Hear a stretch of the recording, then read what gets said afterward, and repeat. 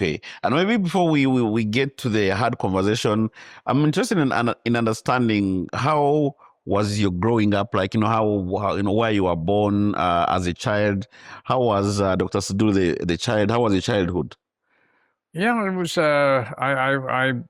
I grew up in the middle of a game park Mm-hmm. in the Queen Elizabeth Nessa Game Park, Okay. in a small town called Mm-hmm. Kabatoro, Mm-hmm. um, where I was conceived and grew up. Yeah. And so it was only about seven different families staying in the village. I would Mm-hmm. say village. Mm-hmm. Um, so it was quite normal for us Mm-hmm. to have lead a very secluded life. Mm-hmm. Okay. And did you consider yourself a naughty boy, normal boy, or quite reserved?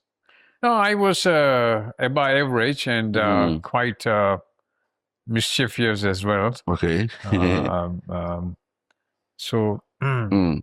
And I know at some point you left, of course, you left Kabatoro and then came to Kampala. Maybe take us through your secondary school time up until about the time you had to leave in 1972.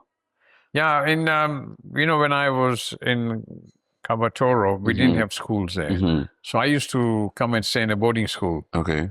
My first boarding school was in Kampala when I was 6 years old. Oh, okay. The one where Novik Hospital is, Mm-hmm. it used to be a Patel boarding school. Okay. And I went to school across into what is now Bet Valley Primary School. Okay.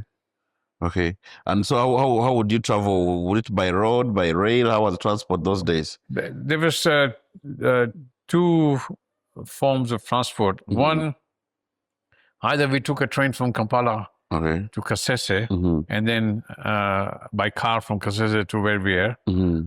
or we got lift from our neighbors Mm-hmm. who had trucks. Mm-hmm. So we would, he would load either salt or fish Okay. on the back of the truck, Mm-hmm. and about 2 meters from the, from the front of the upper level, Mm-hmm. there was tarpaulin. Okay. So we'll sit out Mm-hmm. in the 2 meters of space, Okay. 4 or 5 of us. Mm-hmm. I'm sure as a child that must have been enjoyable going around looking at things. And how long would the journey take? Like by road? Oh, about 10 hours from Wow. Katwe to Kampala, 10, Mm-hmm. 10, 12 hours sometimes. Okay. Because Okay. all the roads were Maram, Mm-hmm. including Barara Masaka Road Okay. or Masaka Kampala Road, were all Mm-hmm. Maram. Wow. It was after a very long time that the tarmac was done. Mm-hmm. Okay. Interesting. So how was school like those days? Do you and I mean you own a school, actually schools. So when you look back then and how it was, how would you compare in terms of back then? Well, in those days, the government schools were better equipped, Mm-hmm. with better teachers Okay. than the private schools. Mm-hmm. Mm-hmm. So I think that the education was much better Mm-hmm. under government school at that time. Okay. Okay. And looking at some of the business skills that would later help you in life, are there some that you'd say you'd attribute having learned from your parents at a young early age?